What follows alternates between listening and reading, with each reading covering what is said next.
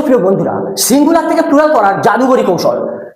যেমন সিঙ্গুলার ওয়ার্ডের শেষে ও থাকলে এবং ও এর পূর্বে কনসোনেন্ট থাকলে তাহলে ইএস যোগ করে সেই ওয়ার্ডগুলোকে প্লুরাল করতে হয়।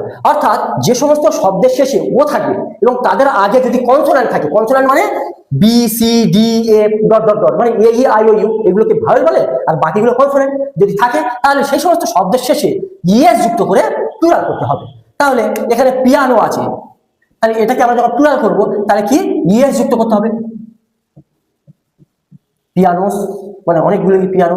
হিরো, তাহলে দেখো শেষে ও আছে এবং তার আগে কি আছে কনসোনেন্ট, তাহলে এটাকে প্লুরাল করব হিরোস।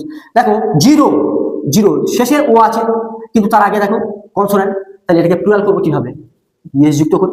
আবার দেখো ম্যাঙ্গো, শেষে ও আছে তার আগে কি কনসোনেন্ট আছে, তাহলে এটাকে প্লুরাল করব কিভাবে ইএস যুক্ত করলাম, ম্যাঙ্গোস হয়ে গেল। পটাটো, শেষে ও আছে তার আগে কি আছে কনসোনেন্ট, তাহলে এটাকে প্লুরাল করব কিভাবে ইএস যুক্ত করে। ইকো,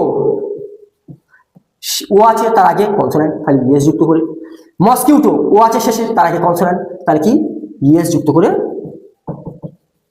হয়ে গেল। তাহলে সিঙ্গুলার থেকে এইভাবে প্লুরাল করা যায়। ক্লাসটা যদি ভালো লেগে থাকে তাহলে একটা সাবস্ক্রাইব করবে। Thank you.